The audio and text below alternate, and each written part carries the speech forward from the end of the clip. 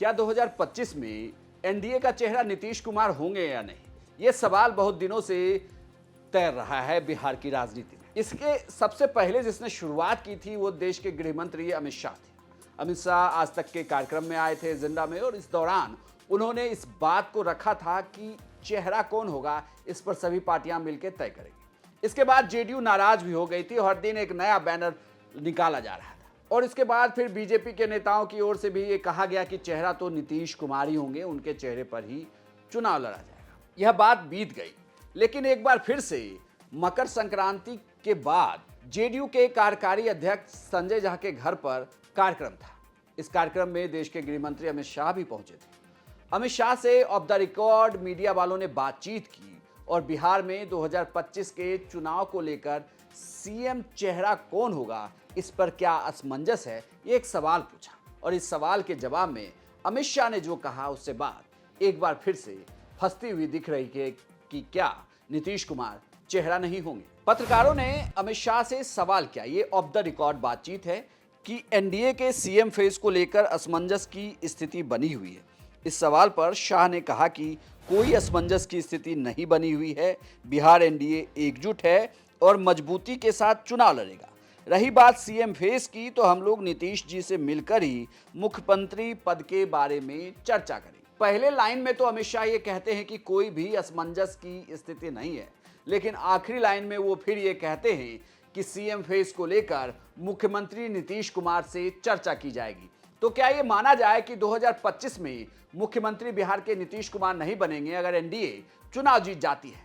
इस फॉर्मूले की बात तब से हो रही है जब महाराष्ट्र में फॉर्मूला चला कि महाराष्ट्र में शिवसेना के साथ बीजेपी चुनाव लड़ रही थी। ये कहा जा रहा था कि अगर चुनाव जीतती है वहाँ, तो उसके बाद शिवसेना के एकनाथ शिंदे फिर से मुख्यमंत्री बनाए जा सकते हैं, लेकिन वहाँ बीजेपी की तरफ से देवेंद्र फडणवीस मुख्यमंत्री बने। उन बीजेपी की सीटें काफ़ी ज़्यादा थी, इस वजह से बीजेपी का सीएम फेस हुआ। यही बात बिहार को लेकर भी कही जा रही थी, जिसे अमित शाह ने आज तक के एजेंडा में कहा था कि अगर सीएम फेस को लेकर बातचीत होगी तो वो सारी पार्टियां मिलकर तय करेगी। इसके बाद से ही ये सवाल उठने लगा है कि बिहार में क्या नीतीश कुमार के नाम पर चुनाव तो लड़ लिया जाएगा, लेकिन वो चेहरा चुनाव के बाद नहीं होंगे। इसे लेकर हमने वरिष्ठ पत्रकार प्रियदर्शी रंजन से जानने की कोशिश की कि इस बयान के मायने क्या है। ऑन द रिकॉर्ड हो या of the record, Amit Shah शायद यह मानने को तैयार नहीं है कि 2025 के लिए बिहार में एनडीए की ओर से मुख्यमंत्री का चेहरा तय हो गया है। कहा जा रहा है, एनडीए के तमाम दल कह रहे हैं, भारतीय जनता पार्टी का प्रदेश नेतृत्व, बिहार का प्रदेश नेतृत्व भी कह रहा है कि 2025 में नीतीश कुमार के चेहरे पर चुनाव लड़ा जाएगा। लेकिन अमित शाह कुछ अलग सोच रहे हैं। पहले उन्होंने आज तक चैनल से कहा कि parliamentary board Bharatiya Janata party का तय करेगा कि 2025 में चेहरा मुख्यमंत्री का कौन होगा। अब ऑफ द रिकॉर्ड बातें आ रही हैं। जनता दल यूनाइटेड के कार्यकारी अध्यक्ष संजय झा के यहाँ एक भोज आयोजित किया गया था। उस भोज के हवाले से ये खबर है कि उस भोज में अमित शाह ने कहा कि नहीं, हम लोग मिल बैठ करके बात कर लेंगे 2025 में मुख्यमंत्री का चेहरा कौन होगा, और नीतीश कुमार जी के साथ बैठ करके ये बातें होंगी। कहीं ना कहीं एक बात है, मुझे लग रहा है कि अंतिम विदाई देने की तैयारी नीतीश कुमार को चल रही है। चाहे भारतीय जनता पार्टी के कई नेता कुछ भी कहें, लेकिन कुछ नेताओं का तो विदाई देने का मन हो चुका है। गिरिराज सिंह तो भारत रत्न जैसे सम्मान देने की बात कर रहे हैं। और भी मामले हो सकते हैं जिससे नीतीश कुमार को मुख्यमंत्री के पद से अंतिम विदाई दे दी जाए, ऐसी संभावना है।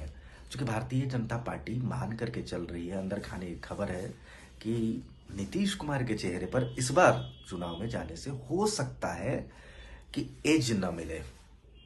हो सकता है कि जो नीतीश कुमार का स्वास्थ्य इन दिनों है वो उसको प्रभावित करे। नीतीश कुमार बहुत अपने कार्य क्षमता के अनुरूप प्रदर्शन न कर पाए। भारतीय जनता पार्टी नीतीश कुमार के चेहरे को लेकर के उहापोह की स्थिति में है। वरिष्ठ पत्रकार की माने तो बिहार की राजनीति में भले ही नीतीश कुमार के चेहरे पर एनडीए को चुनाव लड़ना है, लेकिन स्थिति ये जरूर बनी हुई है कि चुनाव के बाद क्या वही बने रहेंगे या उनकी जगह कोई नया नेता चुनकर सामने आएगा।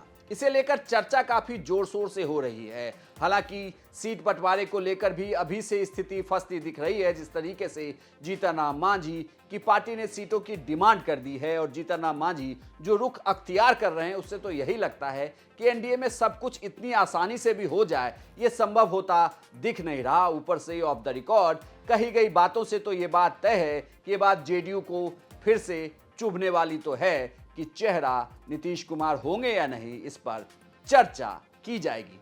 आपको क्या लगता है कि 2025 में चुनाव का चेहरा नीतीश कुमार होंगे या फिर किसी दूसरे के चेहरे पर चुनाव लड़ा जाएगा, या इसका दूसरा तर्क ये दिया जा रहा है कि चेहरा नीतीश कुमार का होगा और चुनाव बाद ये चेहरा बदल जाएगा? आप अपनी राय हमें कमेंट बॉक्स में लिखकर बताएं और बिहार की तमाम खबरों के लिए देखते रहिए सिर्फ बिहार तक।